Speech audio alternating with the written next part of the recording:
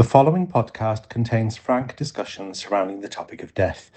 Discretion is advised when deciding the suitability of this programme.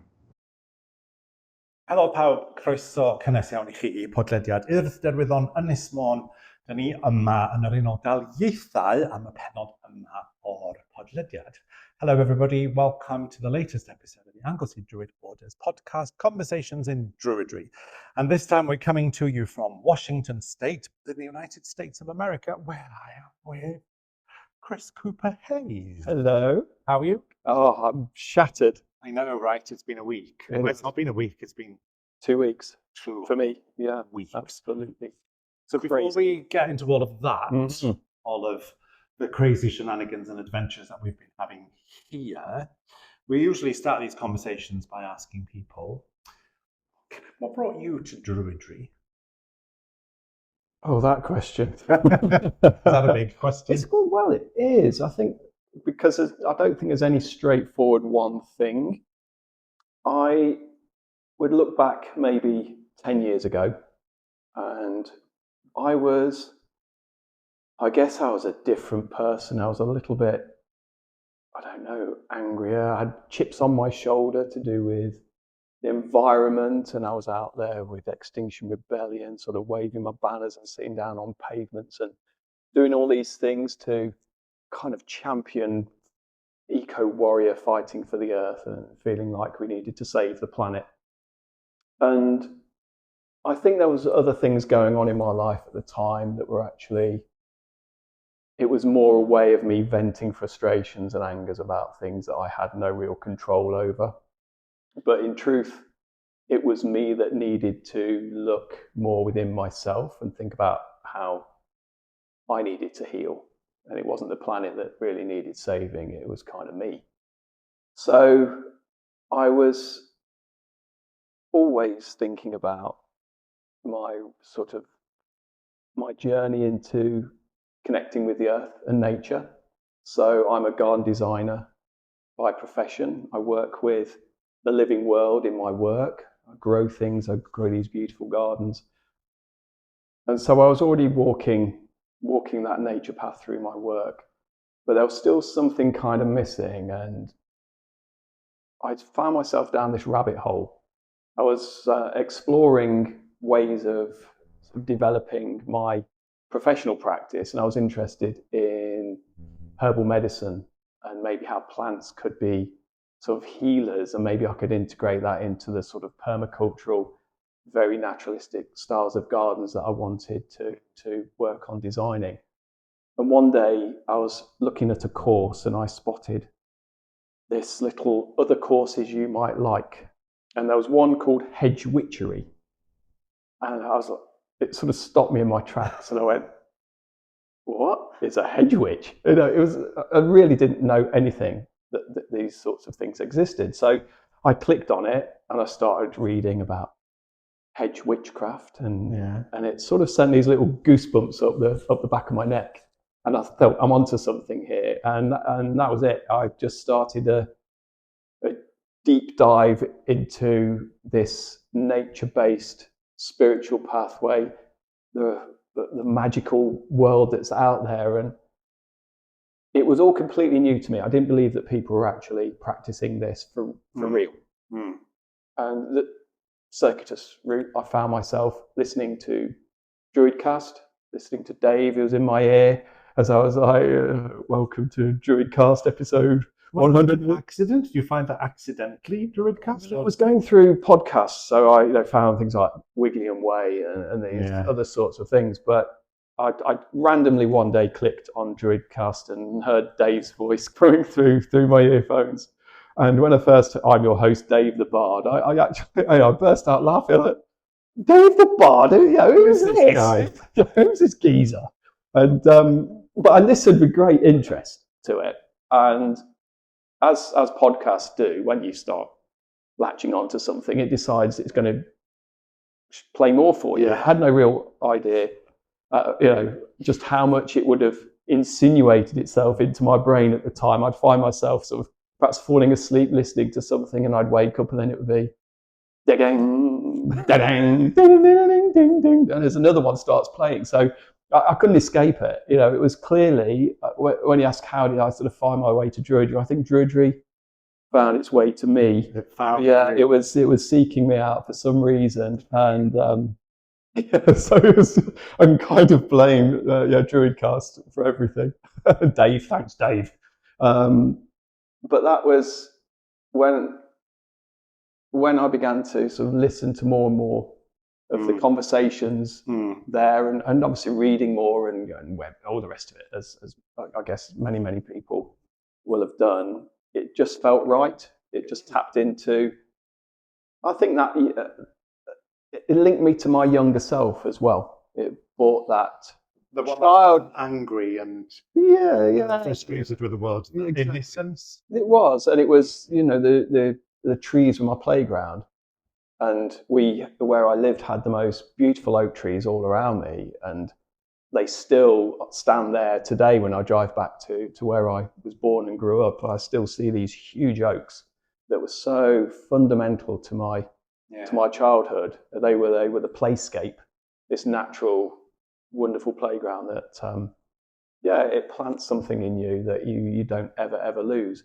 So I guess it's a combination of all those things. I was seeking for something deeper, a better understanding of who I was, how I could better serve Mother Earth through the work that I did, but also the character that I was. And I realized that as much as I admire and still believe in the power of protest and everything else, I was probably it wasn't that comfortable for me. It didn't suit me. It didn't sit quite right. So did you find that, you know, when you consider that Druidry, perhaps one way of describing Druidry is that it sees nature or the world of humanity as an aspect of nature, it perceives a spiritual principle within nature and that we are connected to it. Did you find that maybe coming to that kind of understanding through a spiritual lens moderated those other feelings that you had?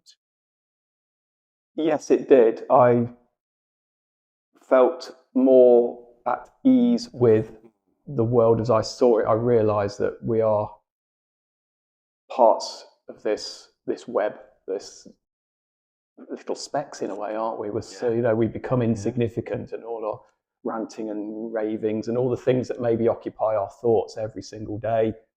We have challenges to face. We've all got crosses to bear and things that can make our days incredibly difficult to endure.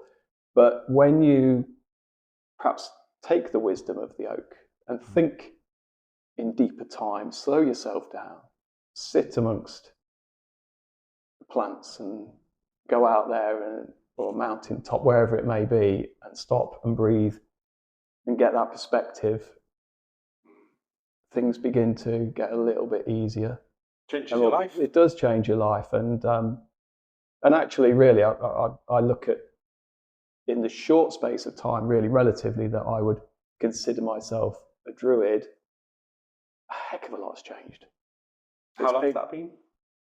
I've been in Obod about 5 years, something like that. I think it was about 10 years ago that I was beginning to sniff around the hedge, as it were, around hedges, and all of that. So it did. It took a little bit of time, and actually, in amongst that, your voice was there as well. I heard you speaking at various conferences, and I thought, I'm on a few of them.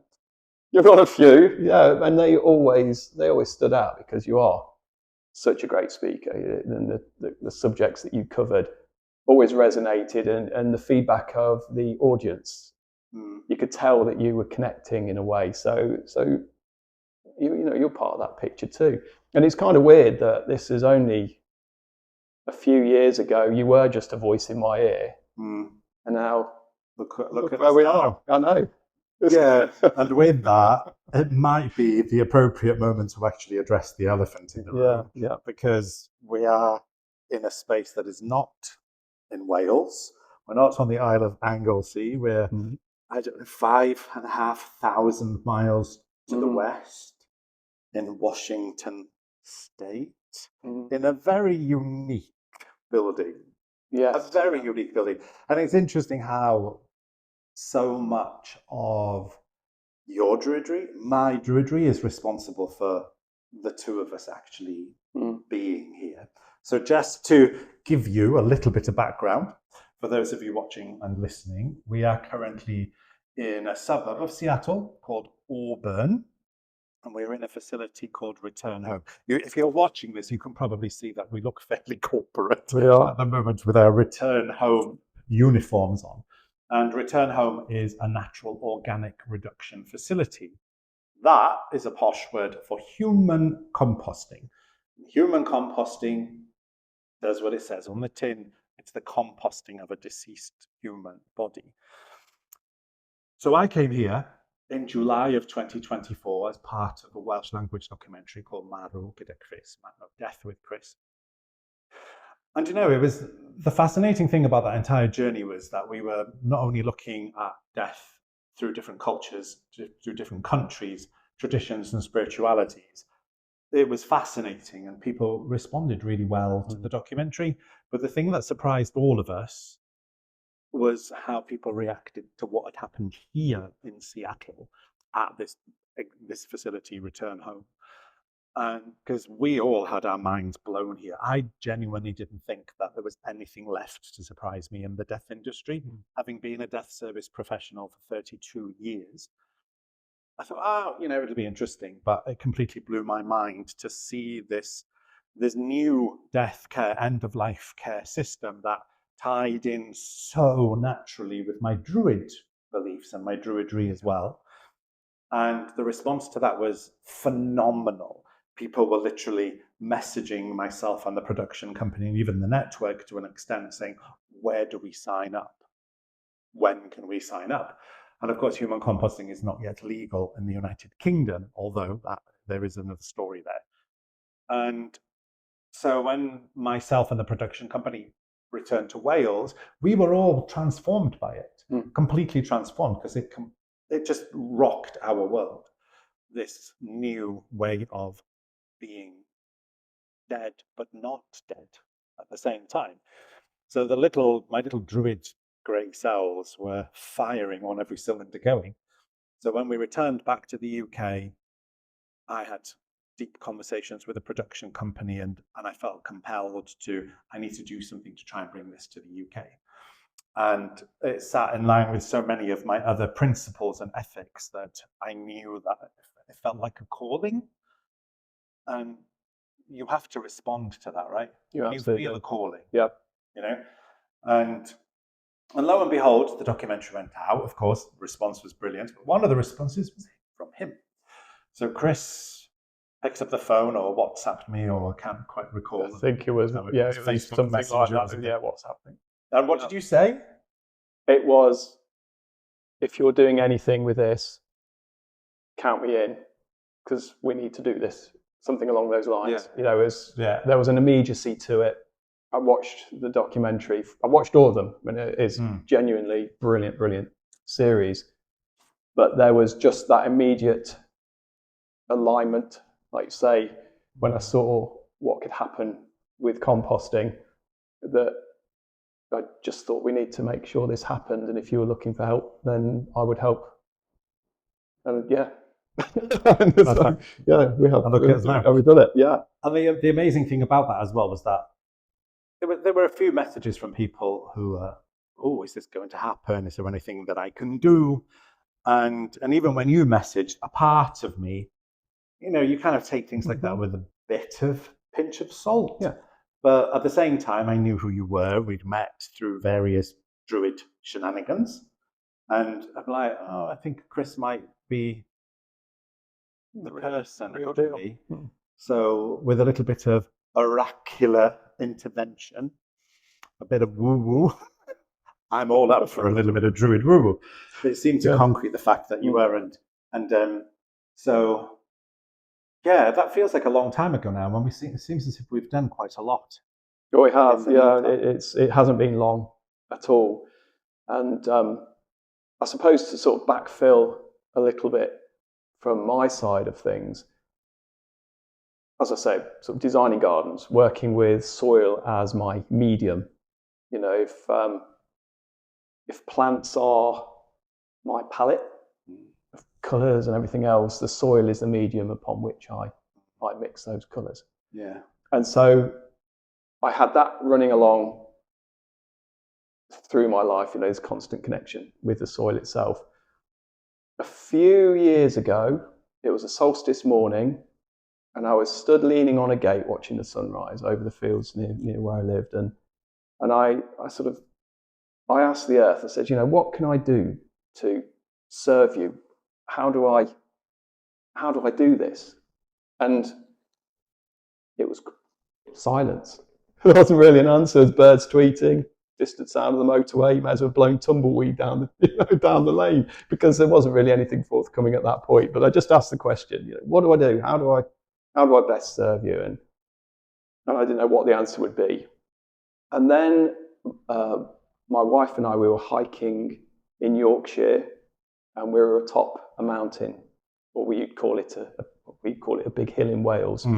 But it was Inglesey, and I was up at the top, and we're walking along, and there was this call for help, and a man had collapsed in front of us on the mountain. His wife and his kids were there, and he was laid out on the rocks. And we spent, in the end, it was about an hour working on him, doing CPR. The wind was howling, rain was lashing down. It was just the most traumatic, torturous experience.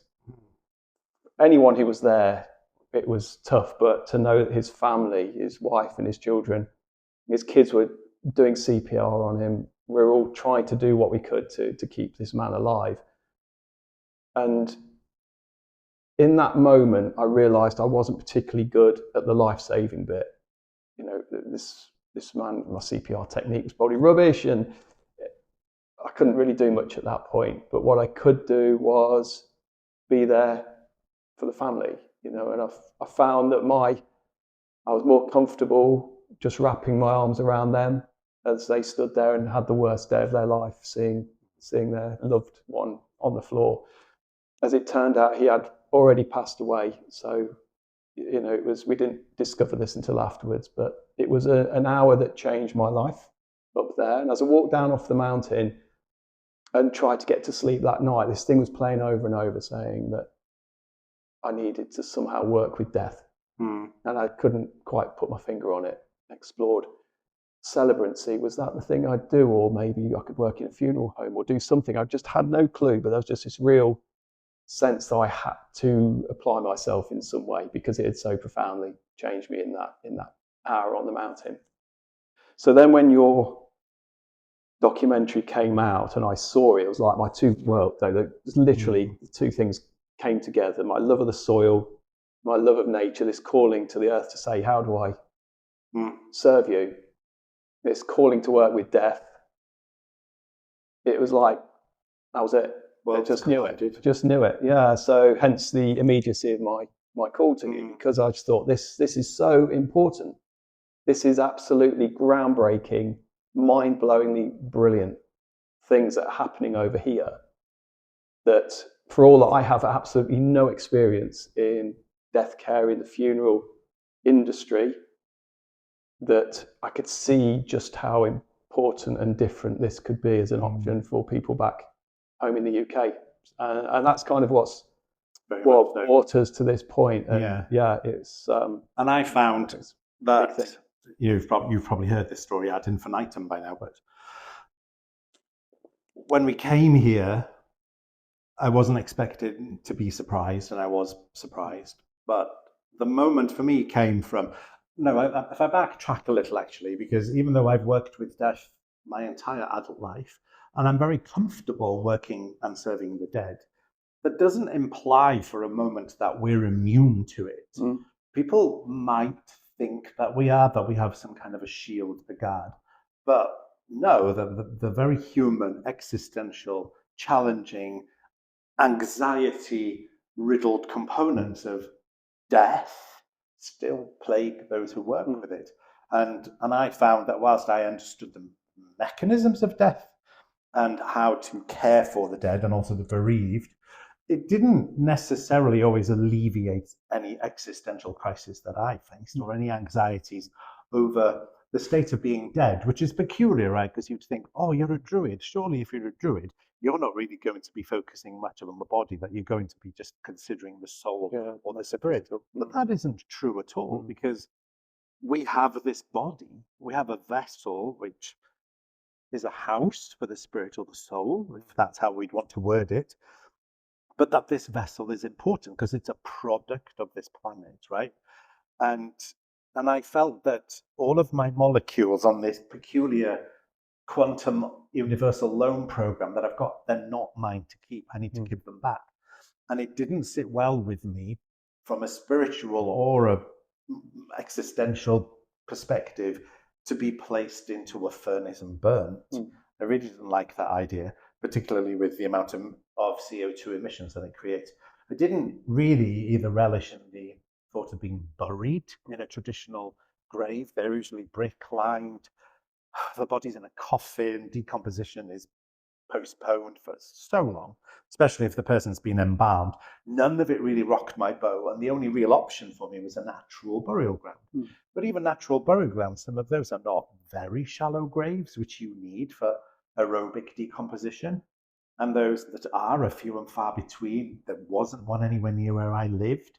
I found myself in this really strange, challenging place of, well, what's going to happen to my body? Because the body is important. And then we came here, the lovely, lovely, amazing people who work here at Return Home, for the sake of the documentary, they did a mock funeral service for me and placed me inside the Terramation. Terramation is a word that literally means to become earth. It's a term that's been coined by Return Home, right? Yeah. And they placed me inside the Terramation vessel, and there was a moment of panic, right? The lid comes down. I can't see my hand in front of my face. I'm like, oh my good gods, what am I doing? And all the sounds outside are muffled all of a sudden. Are they going to let me out? And then suddenly, which I saw in your own eyes the other day when we were here working, the smell of summer took over all of my senses, because within this vessel, I'm lying on straw, alfalfa, sawdust that's all slightly damp, so it's accentuating that beautiful smell. And all of the panic kind of left me. And as I laid in that box, I thought, whatever has happened to my spirit, to my soul, whatever journey that has carried on, this is a new journey for the body that carried that experience. And my entire perspective of funerals are a way of dealing with the problem that is the body. It's going to go off, it's going to offend the sensibilities of the living, and it has to be dealt with. So it's disposed of. And we use that term, don't we? That the places that do that are disposition. Disposing of. And suddenly I was aware that I'm not being disposed of. This is a journey. This is a process of transformation. This isn't even technically a funeral, because nothing is actually coming to an end. Your life is coming out, like, mind blown. And like I've been saying to all of the people here at Return Home for the last 2 weeks, I'm exhausted by having my mind blown continuously. So that was the moment for me of profound transformation. It lined up so beautifully, almost naturally, with my own Druid beliefs. It felt as if this was a natural progression of my own Druidry. That the right, makes the Druid component a verb. It's something that we do. And it felt like in that vessel, when I go into that vessel upon my death, my body will still be doing. But what it will be doing is life and nurture and nourishment. So completely mind blown. And then, of course, you come into it. And we get this amazing opportunity to come over here. So, by the way, if you do hear noises in the background or loud puffs of air, we are in a very active Terramation facility. So there is a lot going on and death happening around us right at this moment. And but I have to admit that when we came over, initially I was just coming over here to be the master of ceremonies at TerraCon, the largest human composting conference in the world, here in Tacoma in Washington. that very quickly then developed into this idea for a documentary just focusing on human composting. But then suddenly it was like, do you know what? We both need to be here. We both need to have not just television perspective on what was happening, but hands-on, getting down with the soil and down with the death that leads to that life. But I was a little anxious because other than your experience on the mountain, perhaps seeing someone in a chapel of rest, you'd relative not had that experience, had you? So then we come here, and immediately on the first day, we're in the prep room preparing dead human bodies. How did that go? It went surprisingly well, which I was very, very relieved about, because it was okay me having these grand ideas of making this happen and working to get this done. But of course, the elephant in the room was the fact that, well, what do you know about it? You've not been at this sort of cutting edge, at the cliff face of this. So coming into this, there was anxiety about the fact that I was going to be going into sort of a mortuary environment, and it's, you have to be prepared to face anything. And I wasn't sure quite what that would be. And so, first experience coming in was a stillborn infant. And that was particularly hard for me because, we've lost babies ourselves. So emotionally, I was immediately like 5 minutes in, it was like, you're ready. Yeah, it was, absolutely. But the thing that immediately comes across is how supported and held you are by the people around you. It is a wonderful facility. It really, really is. But in terms of actually being present for those who are dead, to be around the body, to see how they're prepared and laid into the vessels, it's all been an incredible education. It's fascinating. I said to you, is it weird that I'm okay with this? Because I could have been going dizzy, passing out, anything could happen, That's a possibility. It was. Yeah.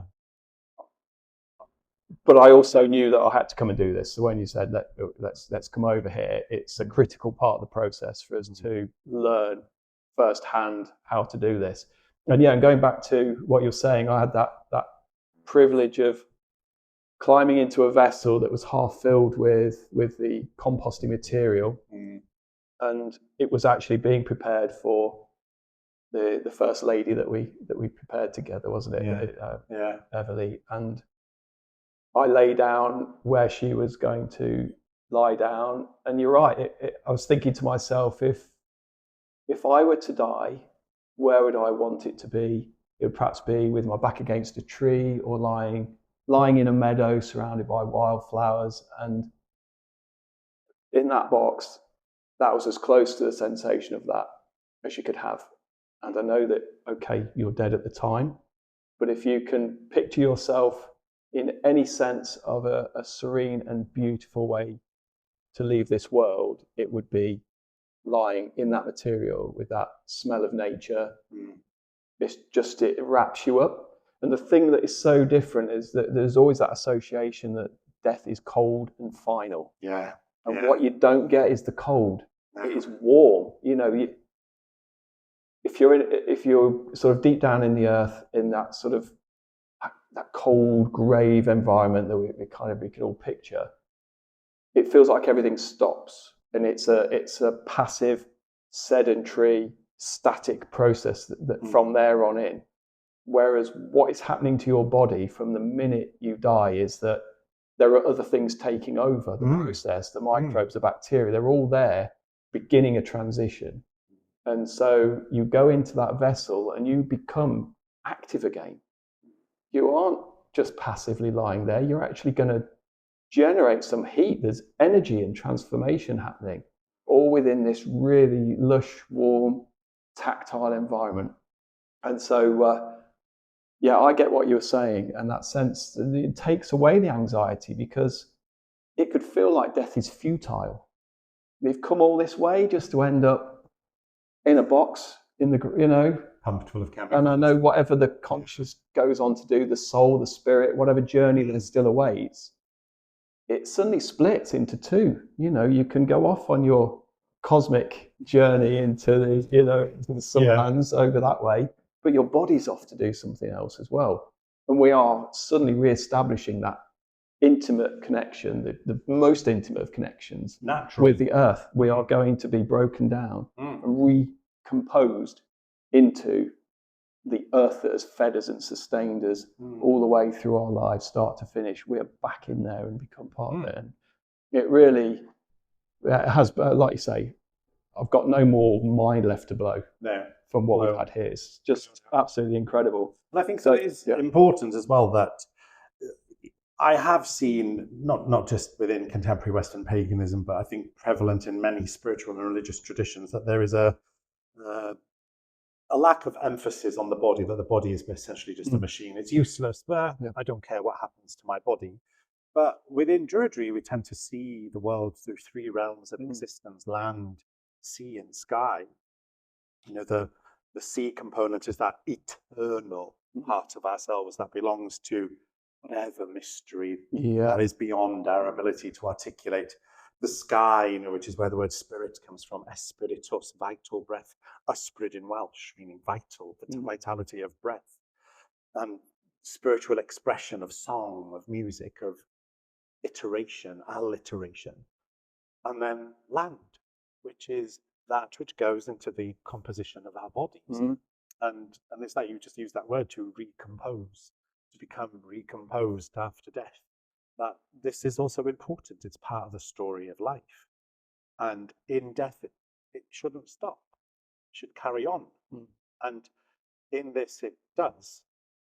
Even though this might sound like an advert for Terramation, that natural organic reduction, which to an extent it really is. As well as we're not really supposed to proselytize and seek converts in Druidry, we're having a druidic and a terramatory experience here. We can proselytize about it. We can, we're here to champion it without hesitation, aren't we? So say, people might be thinking, what on earth is it? How the hell does that work? Well, you now know exactly how it works. So how about you tell that story to that little lady that we laid in the vessel? Tell us what her journey, where she will go from here. So we've just done. This is the thing, isn't it? We have now done this, which potentially we are the first people from the UK to actually be terramators, which I think is quite amazing. It's really awesome. So Beverly was laid into the position that I had previously taken. So I did feel very guilty. I'd climbed into her bed. You were checking it out. I'm mucking up all the bed covers. I was just checking out that the bed was comfortable.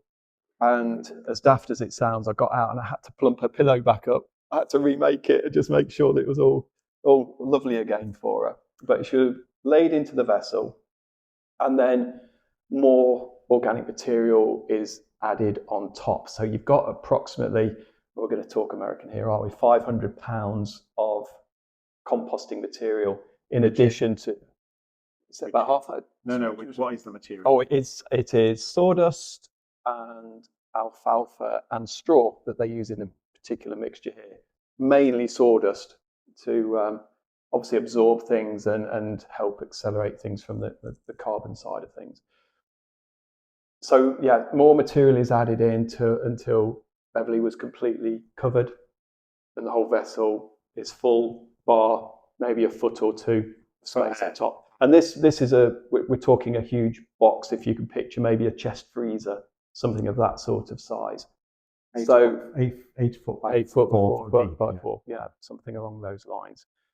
The lid is then placed over the top, completely sealed. There are air pipes in and there are air pipes out. And so at that point, Beverly would then be moved into the unit and left alone. On a racking system, with her neighbours? With her neighbours all around her. There's 74 other people, aren't there, Yeah. currently here? Few Yeah, neighbours. there are. There's a lot going on. And over the first 30 days inside, the first breakdown of the body begins. And it begins to happen very, very quickly, so that within 72 hours, I think, roughly that, the internal temperature of the vessel reaches 150 to 170 degrees Fahrenheit. It gets really, really warm in there, and you can physically feel the heat generated by the activity that's happening inside the vessel. So for 30 days, this is happening, and occasionally the vessel will be turned, it will be rotated in order to obviously redistribute the material, to aerate and make sure there is good airflow and regenerate the microbial activity, so that that temperature keeps going up, keeps going down, keeps going up, keeps going down.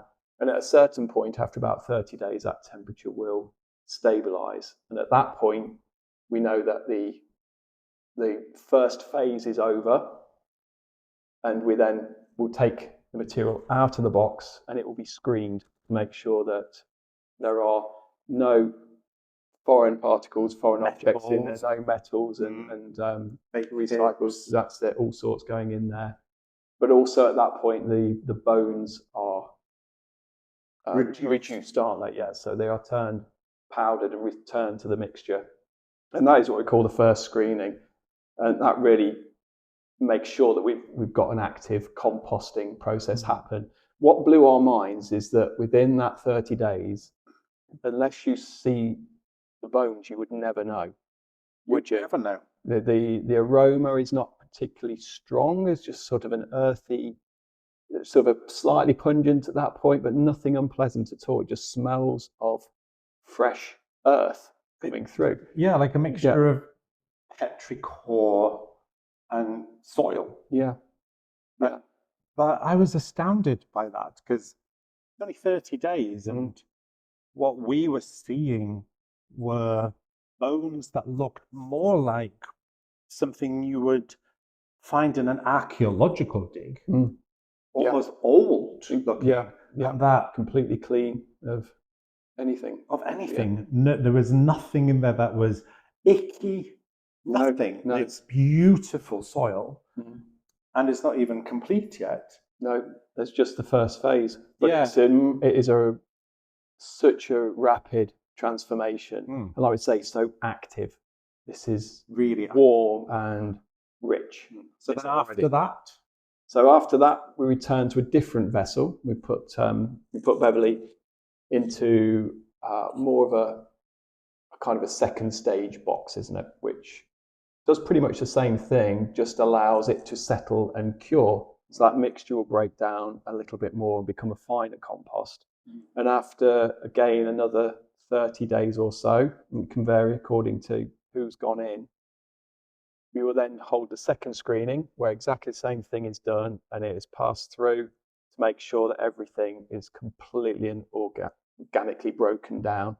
And you are holding beautiful, rich, living soil in your hands at that point, aren't you? Talking about that, we can actually show people what's in the box. What's in the box. What's in the box? This is what it looks like at the end. Yeah. So there are no, even at the end of phase one, actually anyone can see this here. Where that go? I'm hoping you can pick that up. Hopefully. So even at the end of phase one, there are no pathogens, there are no diseases, there are no harmful organisms that are viable at all. By the time it gets to this stage, it's just nutritious, sustaining, gorgeous soil. Yeah. It's like you have the woodland floor in your hands, isn't it? It is, yeah. And I once heard from a very wise man that soil is the digested wisdom of all beings, which I rather like. It's rather good. It implies that there is wisdom in here. You know, that every part of a deceased person has not only been taken into another form that provides life, which is so, I mean, that's like the epitome of Druidry, isn't it? The epitome of being oak-wise, Yeah. of becoming the nourishment for the future. And so it's no great surprise, I suppose, that this would align so perfectly with my druid and evidently with yours. Yes, yeah, absolutely. And it's a remarkable process in its entirety. And we've put a lot of ourselves and our efforts into bringing this to the United Kingdom. Yeah. The adventure is just beginning, really, isn't it? Where we are now, we have our website, we have our business set up, ready to go.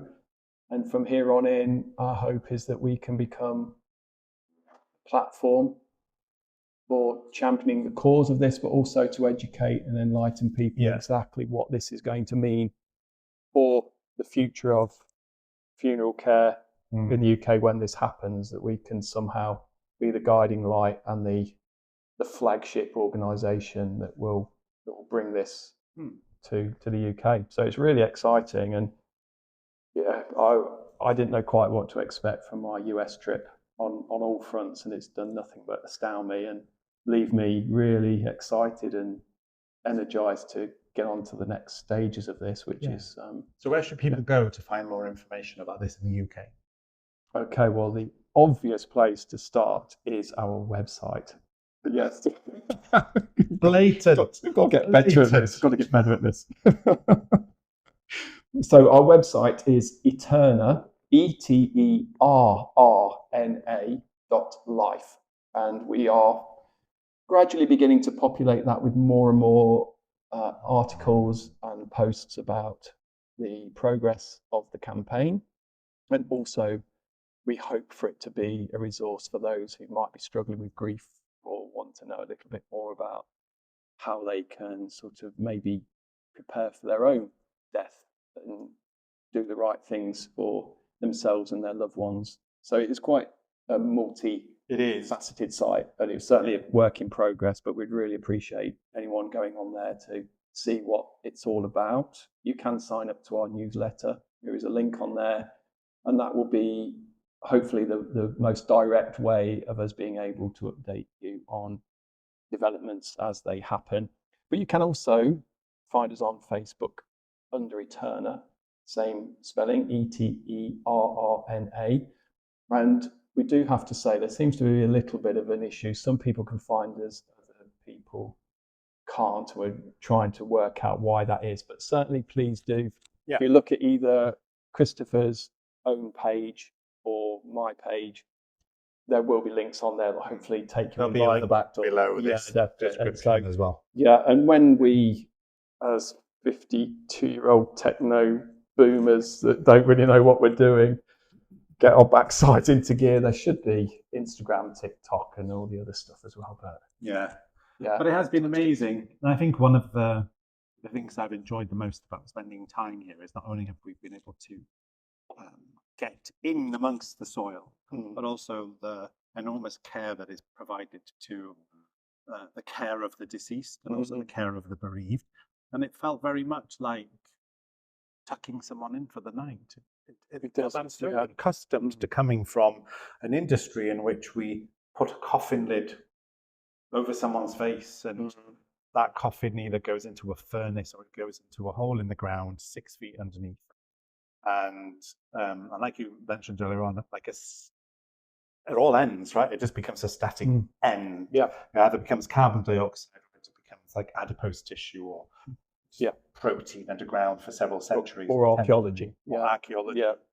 And but also what I've always, as a death service professional, struggled with the fact that it's really difficult working in that particular industry where our society doesn't really necessarily acknowledge and honor the process of grief.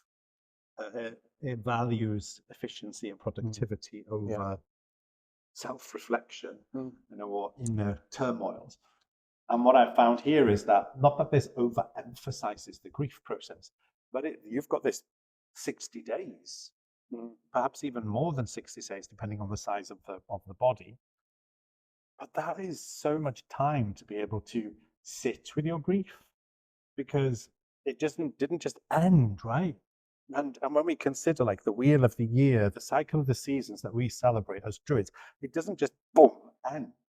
It's gradual. The seasons gradually shift and move. And you can suddenly have a snowy day in spring, and you can have a really cold day in mid autumn. Yeah, There's a shift. There's a gradual very much. movement, and this feels very much like that. Yeah, It's allow yourself to sit with your grief, to emotionally relocate, to come and sit here. And we spoke to one lady last week who terramated her husband, and it was remarkable in the way how she described coming here, sitting in the main phase 1 facility behind us, putting her hands on her husband's vessel and feeling his vibration, which you can feel. Right? The heat is intense. Even the lady that we laid in on Monday, we can feel. She's there already, isn't she? Just starting to. Yeah. And that's all coming from her and that material around her. Nothing artificial, nothing induced. And that lady described she could feel the heat of her husband and the vibration of her husband, of his energetic transformation. And we could see it. It brought her, I could see in her eyes more comfort and catharsis than I have ever seen in anybody else's eyes in my entire 32 years of working with this. That's remarkable. It does offer time that everybody that we've spoken to, everybody speaking about things at TerraCon, that was the common denominator, was the time factor. And you only have to walk out into the facility here where there are all these vessels with photographs and messages on them. People are returning here over this period of transformation, and they've got messages. And I read one the other day that was, I came to see you, I was just missing you. But it's like, you can't do that, can you? When you've sort of, when somebody's gone through the curtain or is lowered into the ground, you've got to find somewhere to direct your grief. And actually, this is just 60 days that you have time to adjust and to think about things differently. But it's an active process. It can take you forward to that time when you're handed back those bags of earth. You are bringing your person home with you.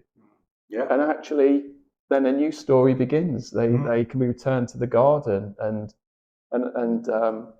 Roxanne was putting more soil in and around the tree of Steve. She called it this little conifer tree that she got on her front porch, and she'd go out there, and it was her way of being able to talk to him, and just keep topping up the soil around. And she was taking some down to California, wasn't she? She was heading off with another bag in the boot of her car to give to some relatives down there who hadn't yet received any of Steve's remains. And there's a sharing, there's a giving, there's an interactive aspect to it, which... And a vitality. It is. And it's saying, here's a bit of you, here's a bit of him here. You can take this and grow. Put him in the garden, and he will reward you with blooms and flowers and trees and seedlings and mushrooms, whatever, life. Afterlife. Literally is that. And I think that's the bit that I don't think we can. We're doing it again, aren't we? We can't sell this highly enough, because it is such an amazing thing that is happening here, and we can't do it at the moment. So we are. It's not. It's a yet. It's a yet, and we feel confident that we are not too. It's not a bit too far away, I'm sure, but hopefully not. Things are progressing in the UK. With the UK Law Commission's consultation is complete, going to central government shortly, and we're going to wait to hear what central government recommends. We're also talking to people within the Welsh Assembly government. So things are moving, and over here it's now legal and operational in 15 of the United States, increasing annually. Legal in Germany through our friends in Germany, Minor Herder. And it's odd, though, isn't it, how you think one part of your life has come to an end. Like I did, I thought I had left the world of the dead. Apart from maybe being death adjacent slightly by being a celebrant. But it seems as if death has other ideas, Mm. which feels so druidic to me, Mm. because the leaves fall off that great tree, fall to the ground, and they just dissolve back into the soil. They feed what's there, and other trees grow around it. And this feels as if it lines up so beautifully with that. But the tree also rebuds, and you are in the rebudding. In the You're got complete to hold your cycle, right? So I guess I had the privilege of seeing a side to Kristoffer that maybe you haven't done, and that is the professional, not that you're always professional, love, always professional. But in your professional capacity as a mortician, you're able to step back into your gown and gloves, and I got to see you working in a mortuary, stitching a person back again, and it was actually really great to see. I felt really humbled, and it was lovely because I could see the energy and the passion you had stepping back into that space for probably the first time in years. It was just, as we say, like riding a bike. You know, you just got straight back in the saddle, and you were there. You took not control. You beautifully blended in. Stepped into the role. And the two of you just took care of Beverly so tenderly, but so cleverly, and yeah, it was really great to actually see that side of you. That those of you that sees Kristoffer the performer, the presenter, the author, the flouncer. It's still in there. Absolutely. Yeah, there's another side to us, right? And it was amazing actually seeing, because I was worried. I'm like, is Chris going to be able to deal with this? Because that's always a question when someone comes into mortuary environments, because there is no middle ground. There is never that, oh, I'll get used to it. That never really happens. You either can or you can't. And it was very apparent very quickly that, yeah, you can do it. It is a calling of service, and of course that's such an important component of our Druidry as well, is that element of that is in service, and it's in service to the community and the world in different ways according to our strengths, our skill sets, our abilities, and it's been amazing, right? It has been amazing. The end of our journey here.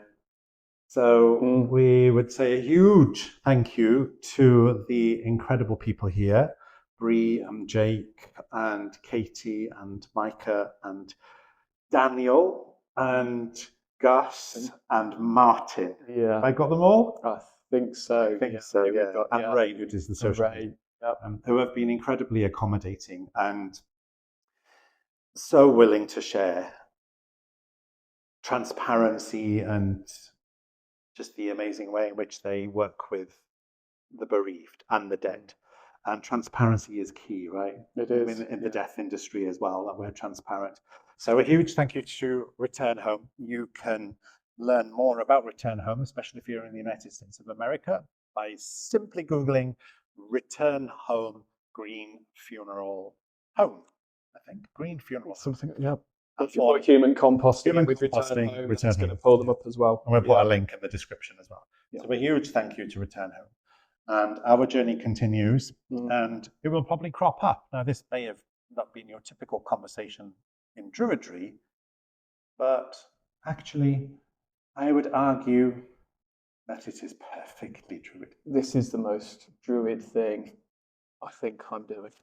I think that might be true of me as well. Yeah.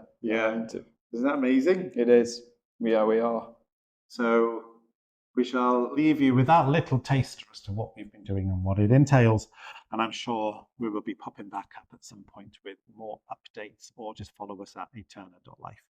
And so thanks, Chris. Thanks for being a part of this. Well, thank you for trusting me with this as well, because it would have been all too easy to have not taken me up on my word. And I really do appreciate that trust. And this is going to be just an amazing thing. Where there's a druid, there's a way. You said it. So diolch yn fawr iawn I chi am wrando, a mi wnawn ni weld chi mis nesaf efo penod newydd o podlediad i'r Ddigwyddodd Ynys Môn. Thank you very, very much for listening or watching, or both perhaps. And until next time on the Anglesey Druid Orders podcast, it's a hwyl fawr, diolch yn fawr from me. It's hwyl fawr from me. That was pretty good. Is it good? Yeah, oh, that was good. Diolch yn fawr iawn. Croeso tan. Thank you, everybody. Enjoy your day, your evening, your morning, whatever you're up to. And we shall see you next time. Hwyl fawr.